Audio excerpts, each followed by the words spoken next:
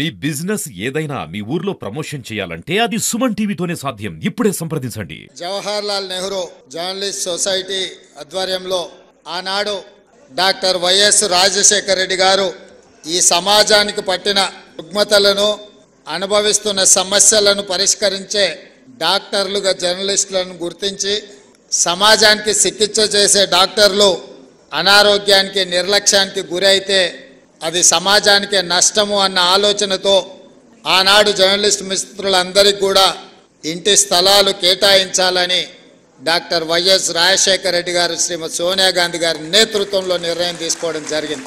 కానీ పెద్దలు శ్రీనివాసరెడ్డి గారి అనుభవము మమ్మల్ని ఏమీ చెప్పకుండానే నియంత్రించడానికి వారే చాలా విషయాలు ప్రస్తావించి మీ ముందు పెట్టి జర్నలిస్ట్ అంటే ఏ విధంగా ఉండాలి, ఏ విధంగా ఉంటే ఆ వృత్తి యొక్క గౌరవం పెరుగుతుందో పెద్దలు శ్రీనివాసరెడ్డి గారు మీకు వివరించడం జరిగింది. వారు ఏ అభిప్రాయం అయితే వెలిబుచ్చిందో నేను కొత్తగా చెప్పడానికి, కొత్తగా మీకు విజ్ఞప్తి చేయడానికి ఏమీ మిగలలేదు. వారు ఏ అభిప్రాయం అయితే వెలిబుచ్చిందో మా జర్నలిస్టు మిత్రులకు నా సూచన, ఆ అభిప్రాయంతో మీరు ఏకీభవించి దీన్ని ప్రక్షాళన వైపు మనం అందరం వెళ్లాల్సిన అవసరం ఉన్నది. వృత్తిపరమైన గౌరవం ఎవరు పెంచరు. వృత్తిపరమైన గౌరవాన్ని మనకు మనమే పెంచుకోవాలి. రాజకీయ వృత్తిని సమాజం చాలా చిన్నచూపు చూసే పరిస్థితి వచ్చింది. ఎందుకంటే రాజకీయ నాయకులు, ప్రజాప్రతినిధులు వాళ్ళ అవసరానికి, వాళ్ళ స్వార్థానికి, లేకపోతే వాళ్ళు బంధుమిత్రుల కోసమే పనిచేస్తారని చెప్పి ఒక రకమైన చర్చ ప్రజలలో ఉంది. దాన్ని తగ్గించడానికి వీలైతే అట్లాంటి చర్చనే లేకుండా చెయ్యాలన్న ప్రయత్నంలో భాగంగానే చాలా విషయాలలో పారదర్శకంగా ప్రజాభిప్రాయం మేరకు పాత్రికేయ మిత్రుల యొక్క ఆలోచన విధానాలు కూడా తెలుసుకొని మా ప్రభుత్వం ఈరోజు పనిచేస్తుంది. వ్యవస్థల మీద నమ్మకం పెంచాలి అన్నదే మా యొక్క ఆలోచన. ఈ వ్యవస్థలలో ఒక భాగం జర్నలిజం. నేను ఒకటి రెండు విషయాలు జస్ట్ అవుటర్ లైన్ టచ్ చేసి వదిలేస్తా. గతంలో శాసనసభ జరిగినప్పుడు జర్నలిస్టులను ఎవరిని లోపలికి రానిచ్చాలన్నా చాలా ఇబ్బందికరమైన పరిస్థితులను, ముఖ్యమంత్రి కార్యాలయం దిశగా దేవుడెరుగు గేట్ లోపలికి రావాలంటే కూడా ఎన్నో నిబంధనలు, నియంత్రణలు ఉండే. నేను వచ్చిన వెంబడే స్పీకర్ గారికి రిక్వెస్ట్ నేను చేసిన, మీరు చేయలా, మీ మిత్రులకు కూడా అడిగిన. గతంలో ఉమ్మడి రాష్ట్రంలో ఉన్నప్పుడు అసెంబ్లీ మీడియా కమిటీ అని జర్నలిస్టుల నుంచి ఒక కమిటీ వేసుకొని ఆ కమిటీనే ఏ రకంగా అసెంబ్లీ పాసులు ఇవ్వాలనో వాళ్ళే స్పీకర్ గారితో చర్చించి ఒక నిర్ణయం తీసుకునేది. ఈ మధ్యలో మేము అనుమతిస్తే ఒకే పత్రికకు, ముఖ్యంగా పొలిటికల్ పార్టీ ఓన్డ్ మీడియా, రాజకీయ పార్టీలు వాళ్ళ విధానాలను చెప్పుకోవడానికి ఒకప్పుడు పత్రికలను పెట్టుకున్నారు. అంటే సిద్ధాంతపరమైన వైరుధ్యాలు ఉన్నప్పుడు సిద్ధాంత భావవ్యాప్తి కోసము ఆనాడు రాజకీయ పార్టీలు వాళ్ళ సిద్ధాంతాలను ప్రజలకు వివరించడానికి, ప్రజల్ని ఆ సిద్ధాంతం వైపు ఆకర్షితులను చేయడానికి, ఆ సిద్ధాంతం ద్వారా సమాజానికి మేలు జరగడానికి ఆనాడు రాజకీయ పార్టీలు పత్రికలను పెట్టుకున్నారు. దాంట్లో ప్రథమ కోవాలో కమ్యూనిస్టు సోదరులు వస్తారు. వాళ్ళు ఏ రోజు కూడా సిద్ధాంతపరమైన అంశాలనే ఆ పత్రికలలో రాసేవాళ్ళు, క్రోడీకరించేవాళ్ళు, విశ్లేషించేవాళ్ళు. సమాజంలో ఉన్న సమస్యను ప్రజల యొక్క కోణంలో అందులో రాసేవాళ్ళు. ఎప్పుడు కూడా కమ్యూనిస్టు సోదరుల నేతృత్వంలో ఉన్న పత్రికల మీద తీవ్రమైన ఆరోపణలు కానీ, అభ్యంతరాలు కానీ ఎప్పుడు వ్యక్తం అయ్యేటివి కావు. మేము చాలా సందర్భాలలో ఆ జర్నలిస్టు కలిస్తే కూడా వాళ్ళతో సమాచారాన్ని, వాళ్ళ అవగాహనను, వాళ్ళ విశ్లేషణను మేము అడిగి తెలుసుకునేటోళ్ళం. జర్నలిస్ట్గా కార్డ్ హోల్డర్స్ ఉన్నోళ్ళు అందులో జర్నలిస్ట్గా పనిచేసేది. అందులో పనిచేసిన వాళ్ళు తర్వాత కమర్షియల్ పత్రికలకు వచ్చిన కార్డ్ హోల్డర్స్ కొంత వాళ్ళ గౌరవాన్ని కాపాడుకునే ప్రయత్నం చేసేటోళ్ళు. ఆ తర్వాత పరిణామ క్రమంలో వచ్చిన పరిస్థితుల్లో రాజకీయ పార్టీలు ప్రారంభించుకున్న పత్రికలు కార్యకర్తలుగా మారితే పర్వాలేదు, నాకేం అభ్యంతరం లేదు. వాళ్ళని కార్యకర్తలుగా మేము భావించి సరే ఆ పార్టీ కార్యకర్తలు ఏదో ఒక రూపంలో ఇక్కడికి వచ్చినారు. కానీ ఉన్మాదంతో ఎట్టి పరిస్థితుల్లో ప్రెస్ మీటో లేకపోతే అక్కడ జరుగుతున్న కార్యక్రమాలని డిస్టర్బ్ చేయాలన్న ఆలోచనతోనే వ్యవహరించే పరిస్థితులు ఈరోజు వచ్చినాయి. దీన్ని మనం ఏ రకంగా ఎదుర్కోవాలనో మీరు చెప్పాలి. ఈరోజు సమాజంలో కొత్తగా వచ్చిన సమస్య ఇది. రాజకీయ పార్టీలు పెట్టుకున్న పత్రిక యొక్క పాత్రికేయులు అందరన్నీ నన్ను అందులో కొందరు, ఏ వర్గంలో అయినా కొందరు చేసే పనే అందరికీ అంటుకుంటుంది. అందరూ ఆ విధంగా ఉన్నారని నేను అనడం లేదు, కానీ ఆ కొందరిని కూడా ఏ విధంగా మనం ఇవాళ నియంత్రించుకొని ముందుకు వెళ్ళాలనో, ఇవాళ పెద్దలందరూ ఇక్కడ ఉన్నారు. 20 ఏళ్ళు 30 ఏళ్ళు 40 ఏళ్ళ అనుభవజ్ఞులు ఉన్నోళ్ళు, జర్నలిజం పట్ల అవగాహన ఉన్నోళ్ళు, మా మాజీ పిసిసి అధ్యక్షులు, ప్రభుత్వ ప్రత్యేక సలహాదారు మా పెద్దలు కె కేశవ్ గారు కూడా మీ సామాజిక వర్గం నుంచి వచ్చినవాడు. ఇవాళ వాళ్ళ కూతురుగా మేయర్గా వారు ఇక్కడ ఉన్నారు. ఈరోజు నిజంగా మీరు ఆలోచన చేయండి. గతంలో సెక్రటేరియట్ ప్రజాప్రతినిధులుగా మేమే పోయేవాళ్ళం కాదు.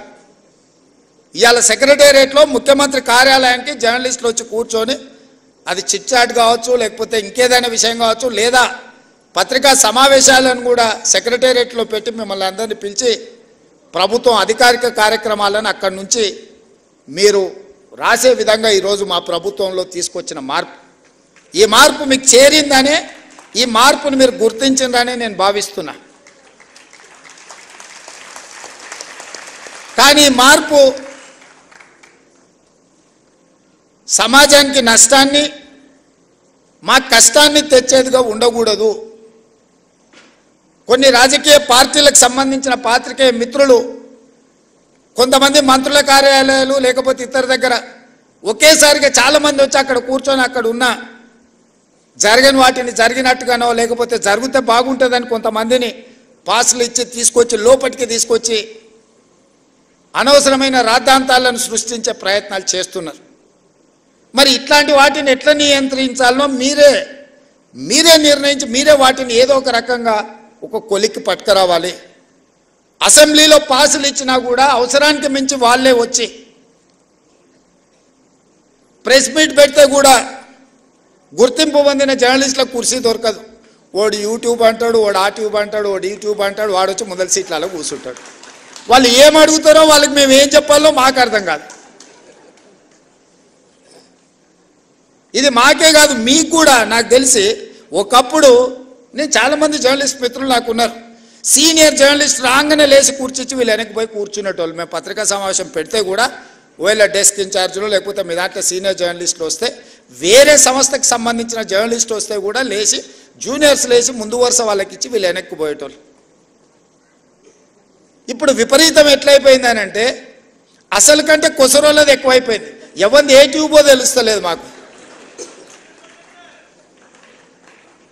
ఇక ఆ ట్యూబ్లో ఎక్కడికంటే అక్కడికి వెళ్ళిపోయి ఏది పడితే అది మాట్లాడితే అక్కడ ఉన్న ప్రజలు ఏమన్నా అంటే చూసిరా జర్నలిస్టుల మీద దాడి అని.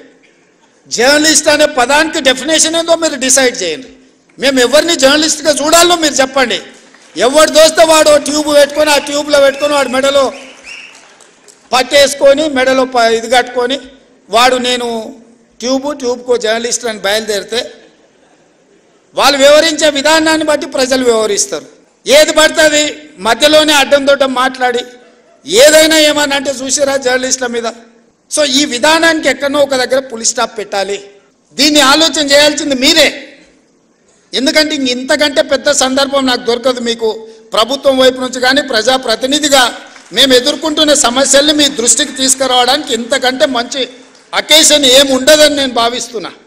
అక్రిడేషన్ కార్డుల గురించి పెద్దలు శ్రీనివాసరెడ్డి గారు చెప్పారు. ఇద్దరు శ్రీనివాసరెడ్డి స్క్వేర్ ఈరోజు మీ సమస్యల్ని మీ ముందర పెట్టారు.